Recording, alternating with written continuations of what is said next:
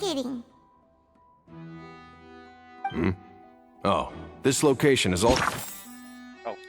also been cordoned off because the Magic Troop members are currently considered prime suspects. The investigation team is still collecting evidence.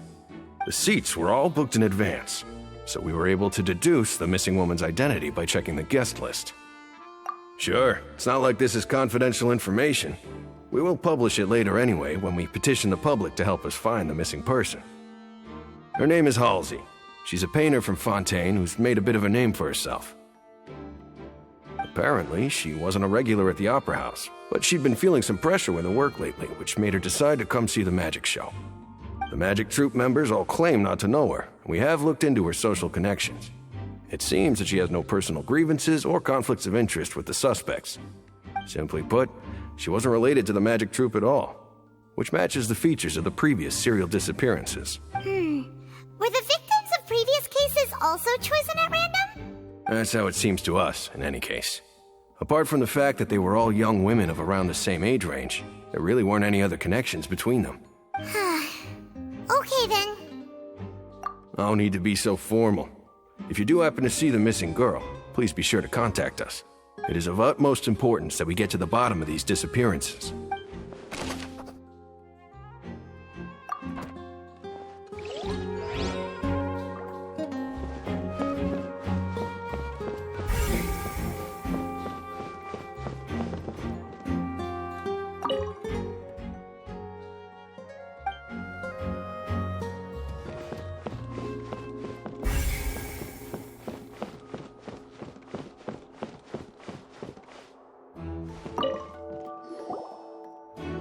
The investigation team has some new findings.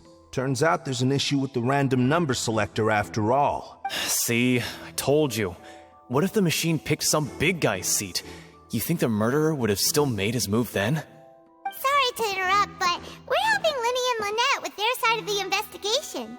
What were you saying about the number selector? There's something wrong with it? You're trying to help them? That'll be a tall order. Linny used the machine to pick a random member of the audience during his performance, right? The lucky girl that later disappeared. Well, we thought there might be a serious problem with the machine, so we had it taken away for further inspection. It turns out that the seat number it picked wasn't random at all. The machine picks that same number every time. I'm sure you already know that you have to make a reservation in advance to get a seat, regardless of whether it's a trial or some performance. In other words, Linny knew who would be sitting where from the very beginning. That much checks out. Linny reserved our seats for us too. Bet you see why I was saying it'd be tough to make a case for Linny. Even though it's bad for Linny's case, Paimon had better write it down.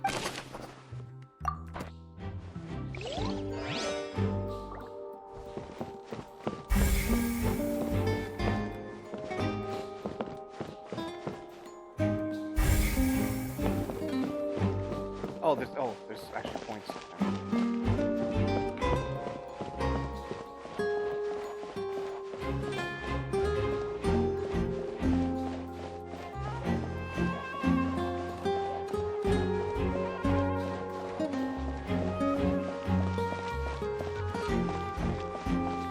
Where am I going?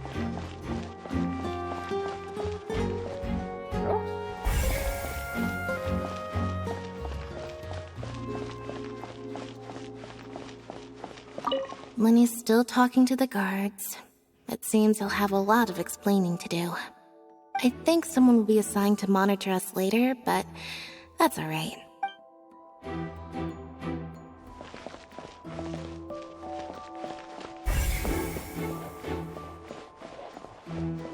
Oh yeah, I forgot about this box.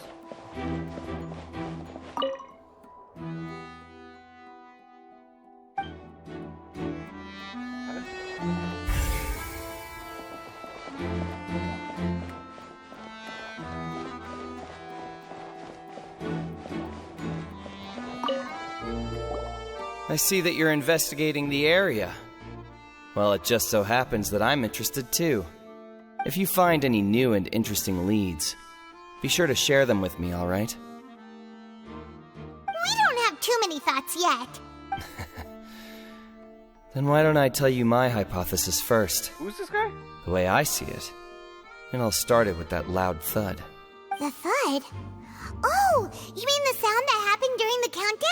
Yes, exactly. It wasn't terribly loud, but I suspect that most people heard it. It's just that everyone was awaiting the results of Linny's trick with bated breath, so no one paid it much mind. But now that the incident has happened, the thud has become an important clue. That makes sense. So, what do you make of it? I'm of the opinion that it may have been the sound of Linny's accomplice. Lynette, perhaps. Jumping atop the water tank, or something like that. And when the pyrotechnics went off, she cut the rope, sending the water tank crashing down.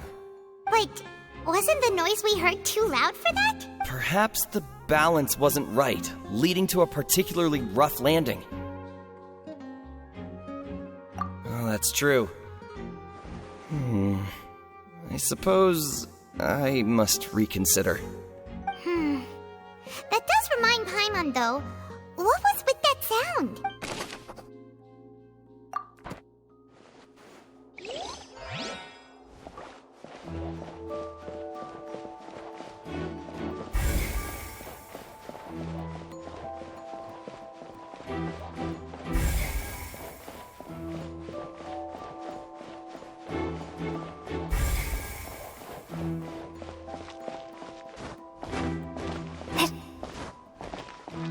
Yeah.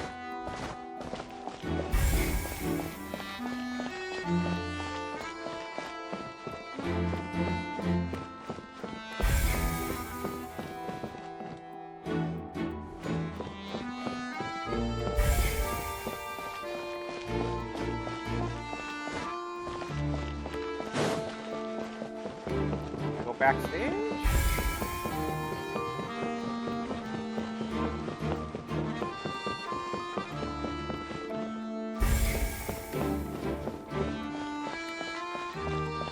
Oh wait, let me check the second floor here.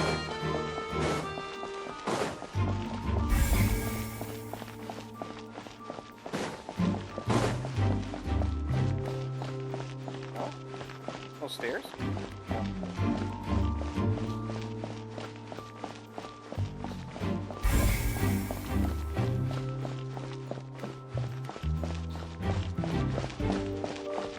Can't get to those boxes? Okay, so what am I missing? Come on, game.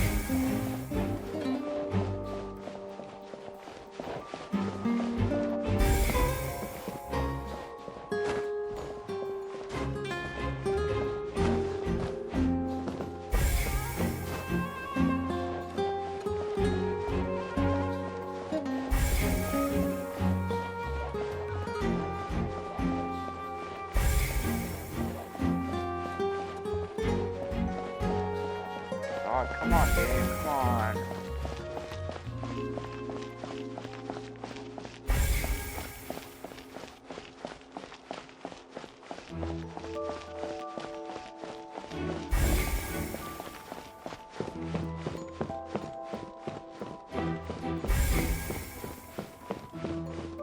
That.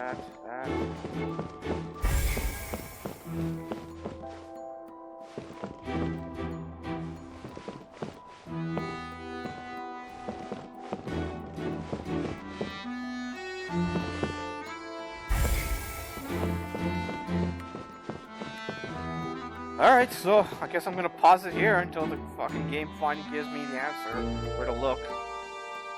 Yes, both of you! Over here! I've been keeping an eye on you for a while now. Huh? You mean us? Oh my god, dude, it just triggered. Apparently, it's outside the theater in the foyer. Oh my god. That's pure bullshit, man. Anyways, I'm gonna pause it again for a second and use the washroom. That's all. Alright.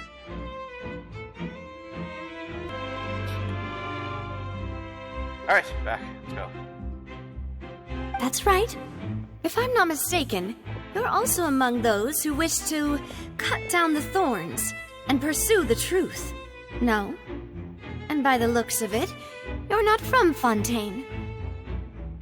Well, you're right on the more about that one, but who are you? Have you never heard of the Spina di Rosula? From mediating disputes and providing protection to solving conundrums, you name it, Spina di Rosula does it. And I, Navia, have the honor of being its renowned president. Though those who play by our rules call me boss. I'm Silver, her attendant. Pleased to meet you. And I'm Melus. Demoiselle's various daily needs and affairs are under my purview. Huh? Boss? Demoiselle? What gives with the names? Well, I am the second generation president. Melus and the others are still used to my previous title. My apologies, Demoiselle. Should you prefer, boss, I will endeavor to use that instead. No need. You don't have to call me boss. Just Navia is fine. Okay, if you say so. Not that we're members of Spina di Rosula anyway. All merely trifling details. Never mind. Now, back to the situation at hand. I hate the hat. For me, it just ruins everything. Keep adding these stupid-looking hats to every character in Fontaine. That's right. I've always kept an eye on the serial disappearance cases.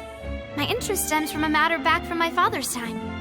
Judging from the look of things, I find Linny an unlikely mastermind. Really? We think so too! That's why we're looking for clues now. But how did you come to that conclusion? Intuition, naturally. My unparalleled intuition.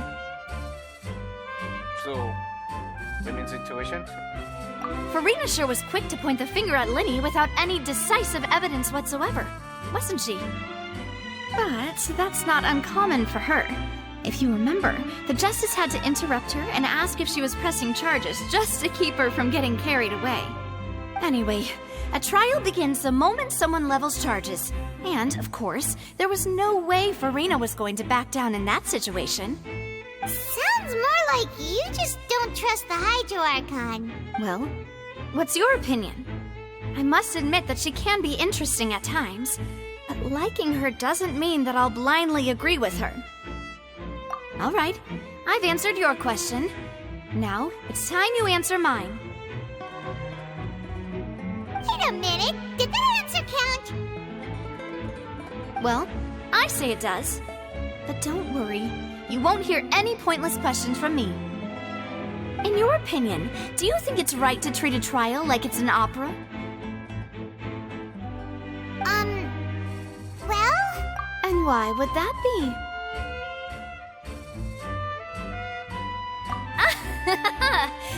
See, Silver and Melus? I told you they'd be different. Most astute of you, Demoiselle. I, too, think that the Traveler's response was most excellent. No matter how wonderful the script or how fervent the audience's expectations may be, the trials that go on stage here must be based in fact. And if that can be done, boss, then... All right, that's quite enough, Melus. Anyway, I like your answer. You pass with flying colors. Now, I need to make some preparations, following which our joint investigation shall commence. You two shall be my assistants. Wait! Since when did we become assistants? Oh, well, I can be the assistant. Sure. Or your companion, if you like. I'm really not that fussy. That's more like it. Far be it from me to brag, but I believe that Demoiselle's intuition will be instrumental in uncovering the truth. You wish to save a friend from false accusations, and we wish to unravel the disappearances. In this sense, our goals are aligned. You have a point. You're quite the talker, aren't you, mister? And what about you over there? What do you think? You seem like you've got something on your mind. I have nothing to add. Oh, alrighty then. We'll be making some preparations first. Just be sure to let us know if they start revealing Linny's tricks. Thanks!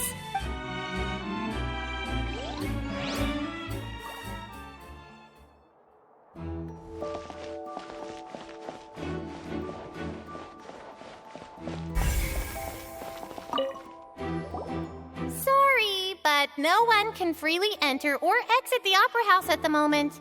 If you wish to leave, you must register your identity with us first. No, we're not leaving.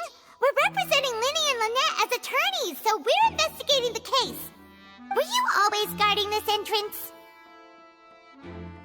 Yes, after the Chief Justice gave the order, everyone coming in or out must undergo a strict inspection. So, the missing girl couldn't have left from here. At least, not from that point on. I doubt there was much opportunity then, either. How can you be so sure, Well, because I was in charge of security near the entrance at that time, I couldn't see Linny's performance from here, which was quite a shame. Just my luck. But still, I did not abandon my post, and I stayed put no matter how loud the applause was. If someone had so much as even approached the door, I would have noticed it, let alone if they had tried to leave. We Melusines are good at that sort of thing, you know. So, it's safe to say the girl couldn't have left through here. Alright, thank you for your help. This will be useful info. Wait, are all Melusines female? Maybe the girls are turning into things. We've checked everything of note here at the performance venue. Paimon wonders how Linny's discussion with the guards is going. Let's go see, shall we? Ooh, things are getting interesting, huh? We're about to see how magic is made. Understood. Then I will be going with you. Just so you're aware, I will be monitoring your actions and making notes as necessary. Very good. Thanks for being so agreeable. I'd pull a rose out of my hat as a gift for you if I could. You may spare the pleasantries. I'm just doing my job. You've arrived. Who's this? Me? I'm Spina di Rosula's guardian angel. If you've got a problem, I've got the firepower. Sorry, I got a little carried away there. Call me Navia. I'm a partner of theirs, and will be helping investigate this whole situation. And these are my companions. Would you mind if they join as well? Fine by me. Oh, new helpers? I would be most grateful. Well, let's just say we're tagging along. It's not every day you get to see the secrets behind magic performed on such a large scale. I appreciate your kind interest. Come with me. We'll be heading below stage. Huh? Below stage? Yes, a world of secrets is hidden beneath this magic box, prepared specifically for this switcheroo trick. But before I reveal everything, you should have a look first. Notice anything strange here?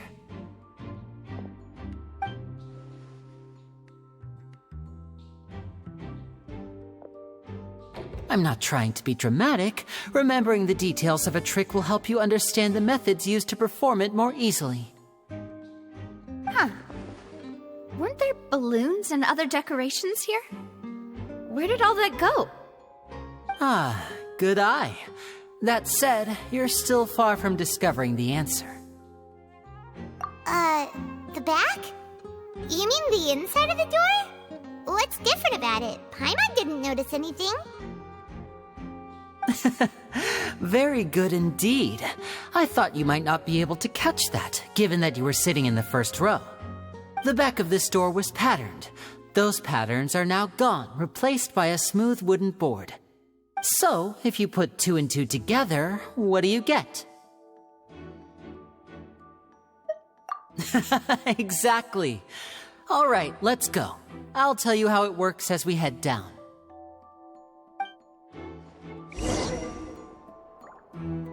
Oh, so there was a passageway under the magic box! I knew you'd figure out most of it as soon as you saw this place. The 2 magic boxes are positioned right above the 2 entrances of the tunnel. See this flatbed trolley? The box with the lucky audience member in it would be shuttled over to the other side using the trolley. This trolley can raise and lower and even rotate, ensuring that the box will face in the right direction. I see. So that's the purpose of the box inside another box. Precisely. The inner box would descend after the audience member was put inside and be moved along the trolley, all while the outer box would remain on stage as if nothing had ever changed. So that's how you did it!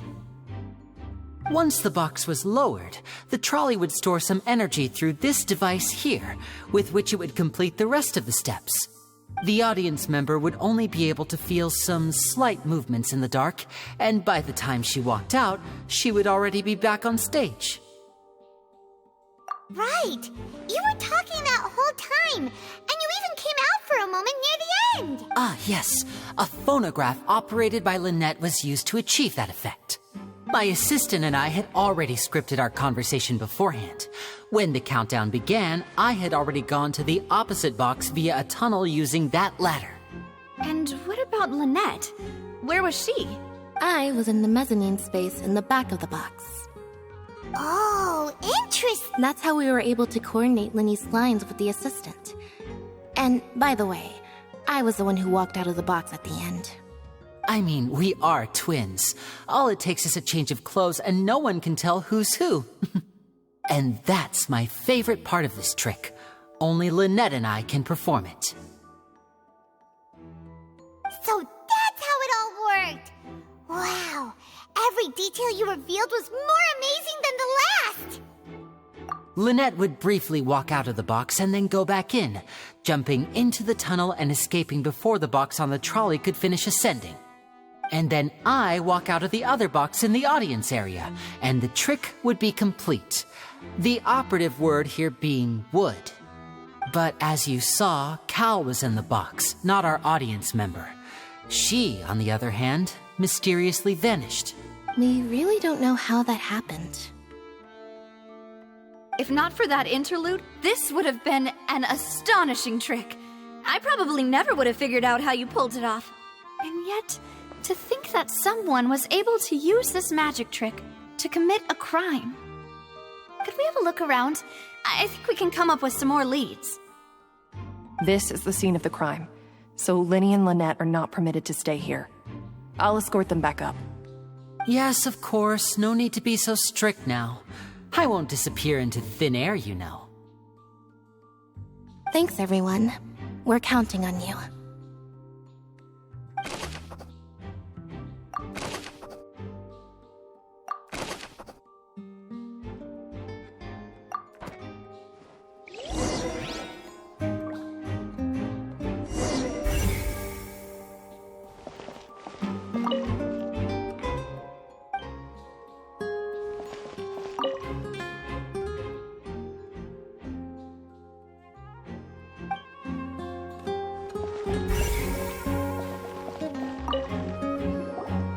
The floor is wet. Please be careful not to slip.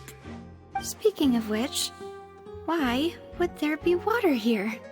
Oh! Paimon knows! It's one of those tricks where you pour water into a jug and then flip the jug over only for the water to disappear? And here's a broken vase! Huh. Did the trolley knock it down while moving? That can't be. The trolley moves along tracks from start to finish. It couldn't have hit the vase at this distance. Let's note this down too and think about it later.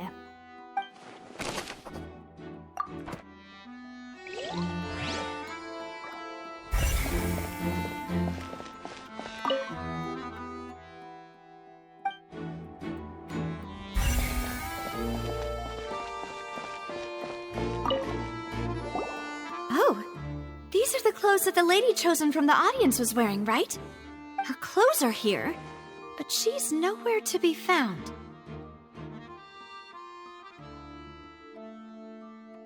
Right! And do you really need to do that if you're kidnapping them? Ugh, this is so confusing. Paimon doesn't want to be a detective anymore.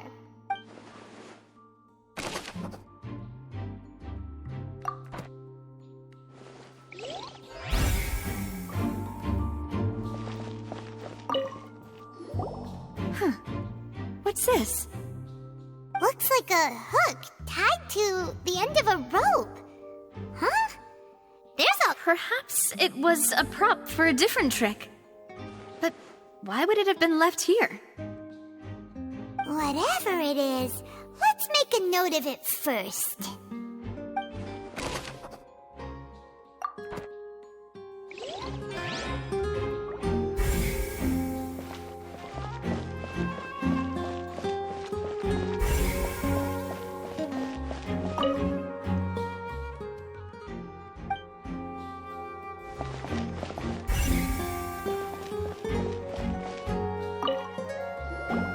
What is this place? It seems someone could fit through here. Huh. Could this have been the suspect's escape route? Alone, perhaps. But if they had to pull another person with them, the space would be too narrow. But there are no other ways in or out of here. Oh, you're right! Let Paimon write that down.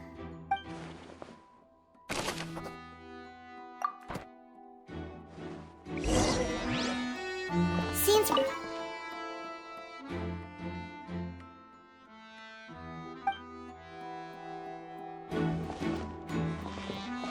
Yes.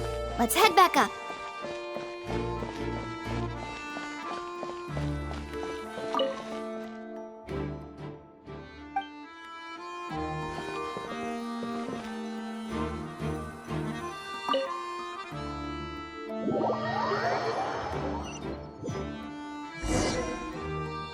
Well, we've ascertained the state of the crime scene. Let's find a place to sort out our findings once Malus returns. Seems to me that there are several things that don't add up here. Apologies for the wait, demoiselle. So, what did the guards say?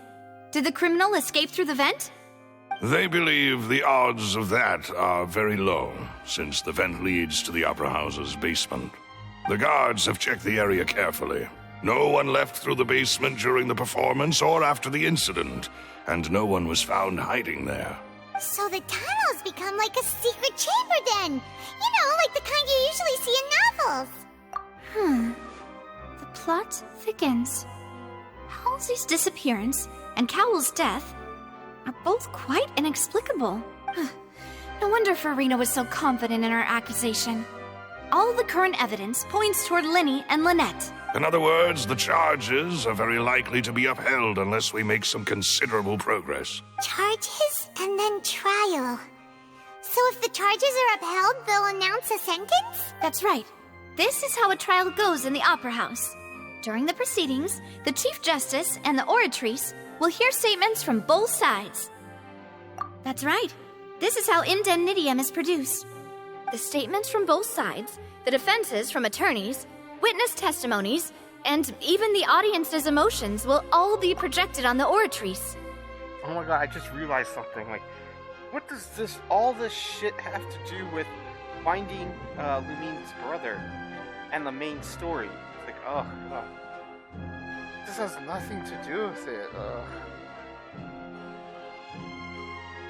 We came to Fontaine to ask the Archon if they know anything about our brother. Or Lumine's brother, right? And they totally get sidetracked into this bullshit business. Like, just go up to Farine and ask her, no, you don't know anything? Let's move on to the next city then. It's like, don't get involved with this bullshit. To put it simply, it's as if the Oratrice has its own will, and is a judge in its own right. This also precludes any kind of favoritism on the part of the Chief Justice.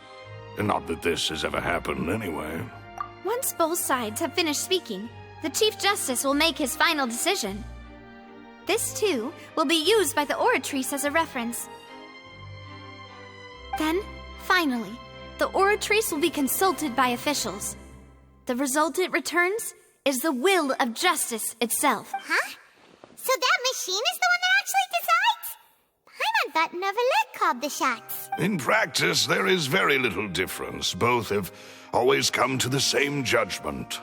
Which is why people have great faith in the Chief Justice. Yes, the guards also asked me to convey that none of us will be allowed to leave this place before the trial. Huh? What? Because we've chosen to act as the twins' proxies. That makes us persons related to the case. They're concerned that we might be colluding with outside parties, or that we might find outside help to disrupt the case. And even if that were not so, it could prove problematic if we happen to spread key information about the case ahead of time. I'm ready to break out at any time. Whoa! There's no need for that! Paimon thinks they have a point. That said, are they providing food? Of course. I just hope you don't mind the lack of options. I'm afraid that catering to all tastes is not in the cards, nor is any guarantee of balanced nutrition. In that case, let's just sort out our findings together here. Pity. I was hoping to take you to try some of Fontaine's famous desserts, too. I mean, what better way to properly think through our findings than over some tea and sweets? French and pastries. Stereotype. Huh. Breaking out suddenly doesn't seem like such a bad idea after all. Just kidding! Paimon will still do her best, even if there are no snacks.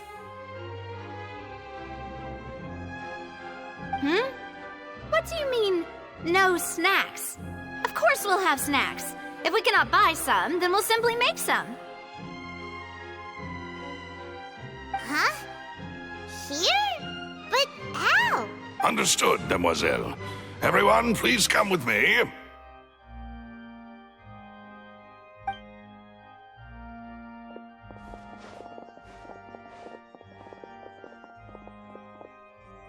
Wait, you're carrying a portable stove with you?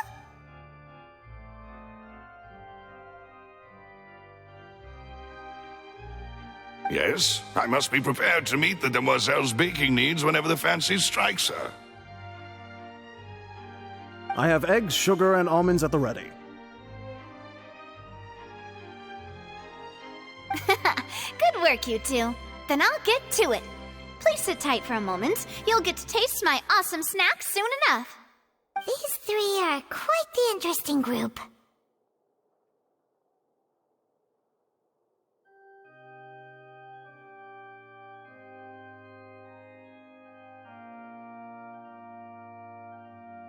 Oh, come on, man.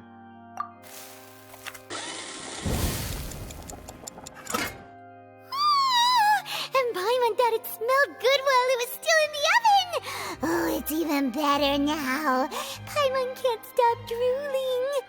From the way you had these two guys carrying all that stuff around, Paimon thought you'd have them do more during the baking process. But you ended up doing the entire thing by yourself! Beating the egg whites, grinding almonds, everything! I was applauding. And I was giving encouraging smiles. Paimon was just thinking, aren't you worried about getting your fancy dress dirty beating egg whites and baking like this? Well, I don't think it's carved in stone anywhere that fancy ladies can only read books, sip tea, ride horses, and play the piano. I just really enjoy making snacks. Don't underestimate beating egg whites, by the way. It's a real arm workout. You also need to beat them to just the right consistency, or your macarons will crack. Anyway, give these a try, fresh out of the oven. There's 3 for each of us. Only 3? Well, eating too many sweet treats might send all that sugar to your head. You wouldn't be able to think clearly about the case on a sugar rush, would you? Tea is ready to be served as well. This is Demoiselle's favorite, strong black tea with a floral fragrance that clears the mind and lifts the spirit. So Earl Grey. No need for concern. I'm merely doing as I should.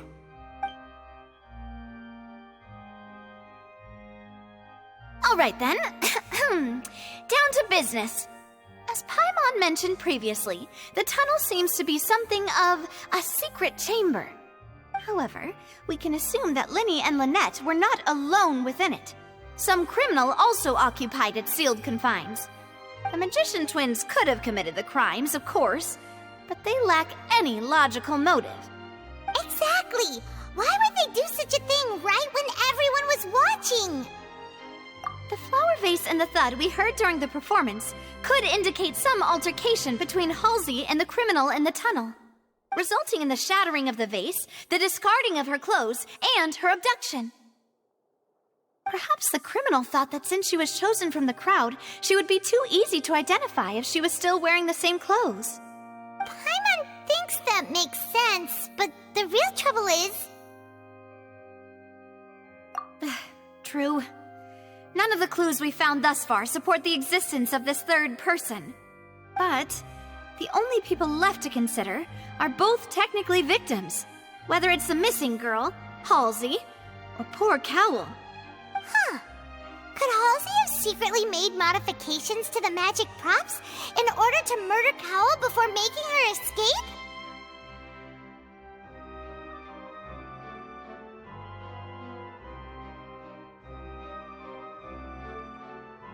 That's right. And even if she had tampered with the setup, she would need to understand the entire trick to pull it off. Nor does she have any motive. The guard said that she has never had any dealings with the Magic Troop's members. Were we not thorough enough in our search? Oh. From the sound of things, this is turning into an impossible case. Wait. Way back at the beginning, right? That thief stole something from some guy and then dropped it.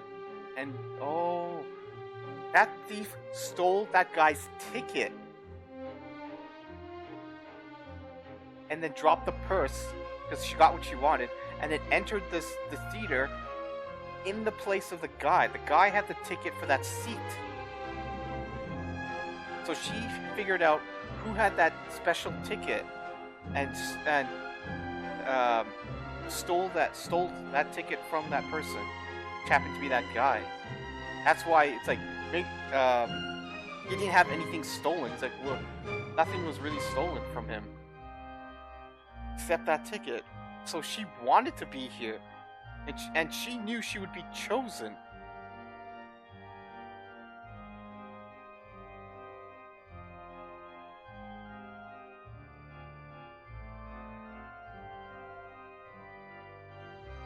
Now, during the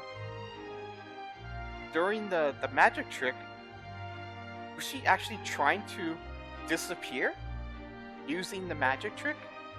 But then Cowl found her and tried to stop her from disappearing or screwing up the magic trick, and she ended up killing him.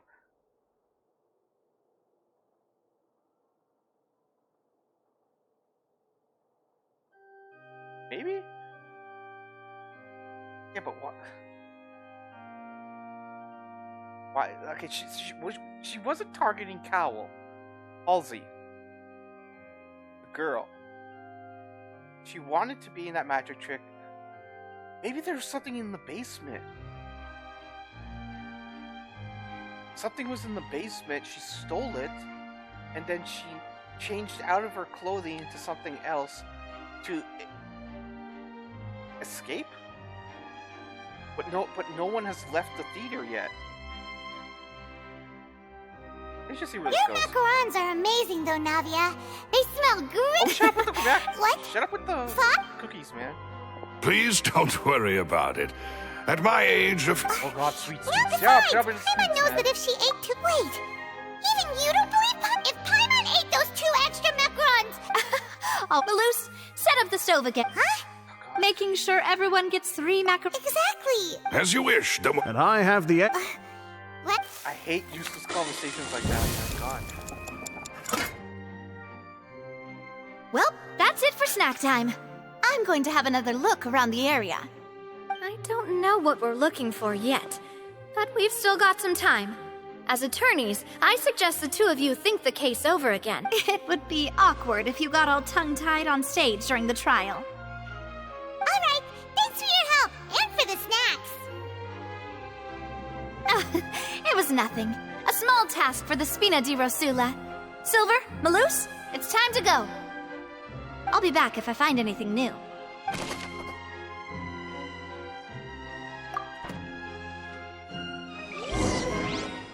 But the game's Alright, saying that... it's time to put our heads together. We've got to get our defense ready for the trial. Oh, it's probably gonna be a long and difficult case. There's no point in worrying about that now. We just need to prepare. Here, take Paimon's notes. They should help you review the situation.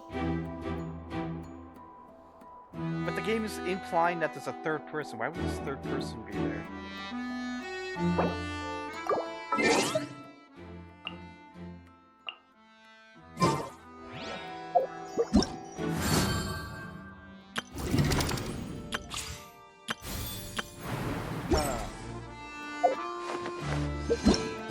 There it is.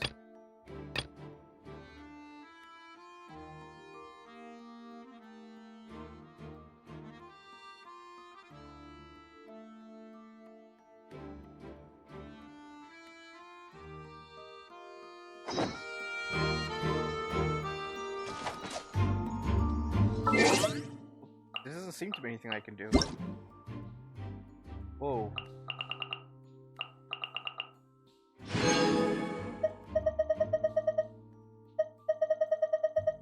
Only 300? Boo.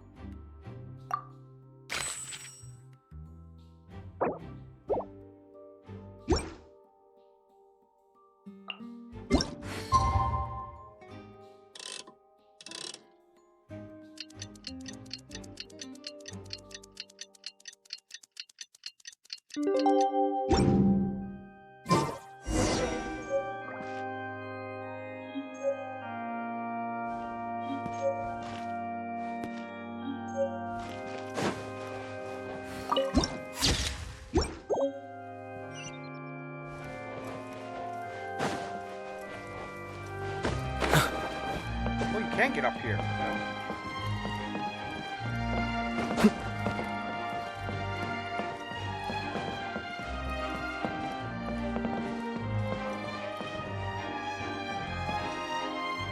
Wait, how did I get up here?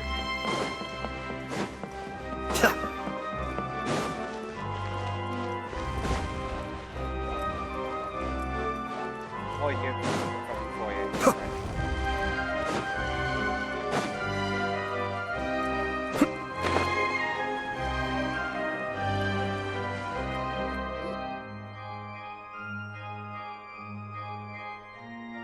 What do we do? The whole situation is so confusing. Good plan. Impossible things don't just happen. We'll get to the truth one way or another. Just relax. Even if everyone else suspects Lenny and Lynette, at least we will be supporting them from the stands. Besides, I doubt Farina understands any more about what happened than we do. Thanks, Navia. Well, we'll be going then. Best of luck to you.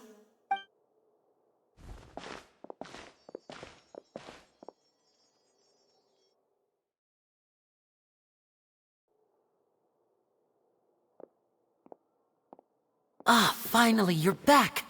Well, how did your investigation go? To be honest, you might be disappointed. No. We're already very grateful that you were willing to help.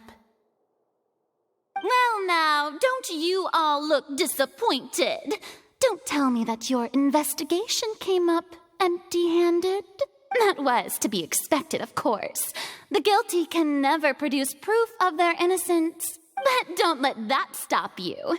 I shall be terribly disappointed should you, my most anticipated foe, concede so easily. Since both parties are present, I declare that the trial regarding the magic show incident is now in session.